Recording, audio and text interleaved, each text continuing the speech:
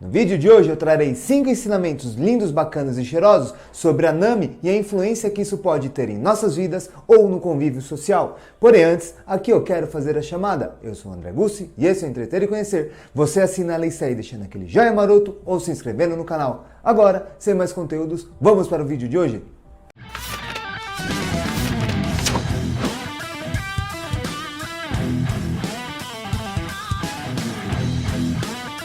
Cada página que eu leio ou episódio que eu assisto do anime de One Piece, eu tenho cada vez mais certeza que o Oda quer trazer muito mais que uma história linda, emocionante e envolvente. Ele traz muitas críticas sociais, meio que sendo um tapa na cara da sociedade. E com a história da Nami, isso fica muito claro em Arlong Park, no qual ali nós podemos ver muitos indícios de desigualdade social, autoritarismo, racismo, preconceito e muito mais. No entanto, no vídeo de hoje eu quero trazer aqui 5 ensinamentos legais que a Nami e seu arco, sua história, pode nos trazer assim para as nossas vidas. Então vamos lá? Do primeiro? De começo eu separei um termo aqui que eu batizei de sopro pela vida, ou sopro da vida, que seja aquilo que nos motiva a viver e tira aquela sensação de menosprezo, de suicídio e tudo mais. Por que isso é muito importante, principalmente referente ao Japão? Porque ali naquele país tem um dos maiores índices de suicídios de jovens adolescentes do mundo, até de adulto também. Porém, o Oda aqui nessa história, ficou bem claro para mim que ele falou, não importa o que aconteça na sua vida, se você está vivo, você já tem um motivo para sorrir. E como é que isso ele vai trabalhando na história? Primeiro a Belle-Mère, que ela está lá na marinha, num conflito, praticamente a vida dela estava acabada, dos seus companheiros e tudo mais. No entanto, ela vê uma criança segurando um outro bebê, que era a Nami e sua irmã Noriko. E o que acontece ali? Naquele momento ela fala, não, eu não posso morrer, eu tenho que salvar essas crianças. Isso a motivando a permanecer viva, resgatando essas crianças e levando até a sua vila.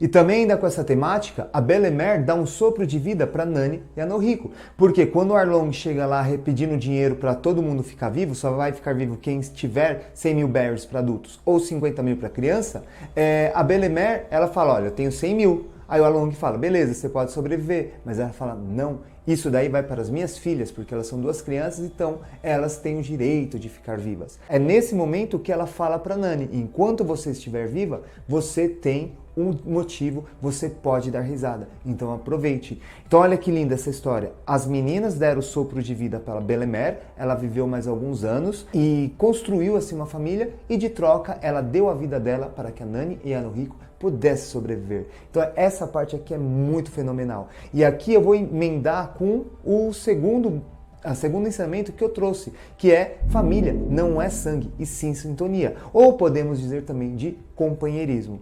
Por quê? O que vai acontecendo ali ainda no momento da Belle-Mère? Ela faz de tudo para acolher essas crianças e deixá-las viver da forma mais confortável possível. Mesmo ali com a situação de pobreza dela, muitas vezes ela deixa de comer para dar para as meninas percebem isso, tem aquela toda treta. No entanto, tem uma briga entre a Belle-Mère e a Nami, no qual ela fala, vocês não são minha família, você não é minha mãe, você não é minha irmã, e ela sai brigando. Isso a Belle-Mère, ela fica muito sentida.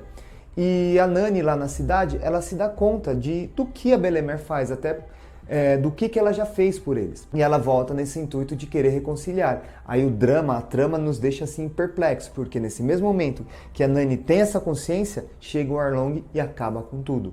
E aqui nós podemos perceber que o companheirismo, que uma vida harmoniosa em casa, ou mesmo o estabelecimento de uma família, não importa se é de sangue ou não, e sim a sintonia que você tem com as pessoas, de você dar o seu melhor para elas e ao mesmo tempo que elas deem o seu melhor a você. Essa situação nós podemos perceber também no decorrer da trama, porque uma vez que a Nami de fato entra no bando do Chapéu de Palha, ela passa a ser aquela companheira de todas, ela está ali muitas vezes ajudando todo mundo a seguir o objetivo. Eles são distraídos com brincadeiras ou brigas ou motivos supérfluos, é sempre a Nami que põe todo mundo no seu caminho. E um outro exemplo que nós podemos trazer aqui é na saga da Vivi, que ela tem que ir até a cidade dela, no reino dela que está sendo atacado. A Nami faz de tudo para ajudar essa princesa a chegar ao seu reino e tudo mais, mesmo doente. Isso mostrando a questão do companheirismo que ela conseguiu desenvolver. O terceiro tópico que eu trago aqui é a questão do altruísmo, pois a Nami, ela vê a Belle-Mère morrendo e ela percebe, ela pensa, não quero ver mais ninguém acontecendo com isso. E o Arlong percebe que ela sabe desenhar mapas muito bem e ele meio que contrata ela para fazer essa parte. E ele faz um acordo com o Arlong por debaixo dos panos, se ela conseguir 100 milhões de berries, que é o dinheiro lá de One Piece, ele libera a cidade dela. Ah, bom. E tudo mais, e ela se torna livre. Então ela entra pro bando, começa a fazer os mapas e se tornando uma ladra para conseguir juntar essa quantia de dinheiro. Então ela está se doando, porque ela não está pensando nela. Ela viu já a morte de Belemer e ela não quer ver ninguém mais morrendo por isso.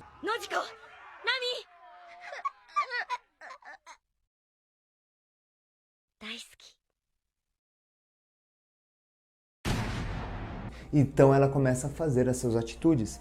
E muitas vezes, assim, no meio da trama que a gente pode perceber, que o Arlong fala pra ela, se você sair do bando, eu mato toda a cidade. E aí que ela trava. E aí que ela tem todos os dramas pessoais dela. Mas é lógico, o que vai acontecer com ela? Quem que vai aparecer pra salvar? O Luffy, o Chapéu de Palha. Além de ele querer ela como companheiro, o Luffy não gosta de ver nenhum tipo de injustiça como essa.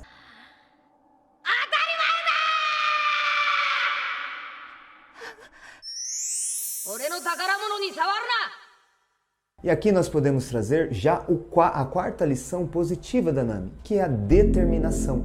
Porque ela já com 8 anos de idade, ela vou salvar minha vila, vou juntar 100 milhões de berries. Então, e ao mesmo tempo ela vai desenhando os mapas lá pro Arlong e ela vai roubando os outros piratas. E mesmo que a vila inteira, que no caso ela achava que a vila a julgasse por ela entrar pro bando do Arlong, ter feito a tatuagem e tudo mais, ela continua ali seu rumo, fazendo o que ela acha o certo para salvar. Ela não se deixa abalar, primeiro, por opinião dos outros, e segundo, por mais difícil que possa parecer o rolê dela, ela vai lá de cabeça firme. E a quinta e última lição, ensinamento lindo, bacana e cheiroso que eu trago que a Nani traz, não é que eu percebi, que não julgue um livro pela capa, ou seja, não tenha preconceito sobre a aparência ou o que a pessoa veste ou faz com o corpo dela. Aqui nós podemos perceber aqui por 2 motivos. Primeiro, ela se torna uma ladra. No início da trama, a gente leva a pensar que a Nani é uma ladra, uma pessoa sem escrúpulos que só pensa em dinheiro.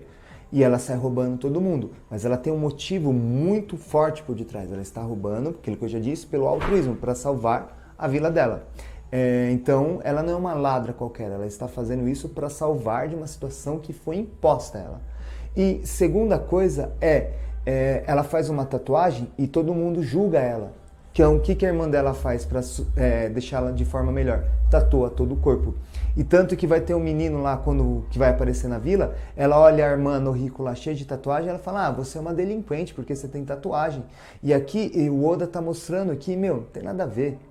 Uma coisa na tatuagem, a sua aparência ou o que você aparenta fazer, não julga aquilo que você é. Então a gente não pode julgar os outros assim pelos simples fatos supérfluos. A gente tem que, para julgar alguém, se é que a gente pode julgar, nós temos que entender as motivações e o porquê que ela faz isso. Jamais ter aquele preconceito. A Nani é uma ladra mesmo, é egoísta. Ou mesmo, ela tem tatuagem, a irmã dela tem tatuagem, elas são delinquentes. Isso é totalmente errado, porque se você vê o arco dessas duas, a história dessas duas é fenomenal. Dá pra chamar a Noriko ou a Nani de delinquentes e ladras simplesmente? Não. Então fica assim. E aí, você concorda com esses 5 ensinamentos que a Nani nos traz? Qual deles você acha que é mais pertinente para nossas vidas? Compartilhe conosco aí. E para encerrar, não podia deixar de fazer a sessão agradecimentos, que em especial vai a Linha, na ajuda e na estrutura que ela traz aqui no canal. Muito obrigado, amor. E lógico, não posso deixar de agradecer a você que assistiu até aqui. Muito obrigado e até a próxima!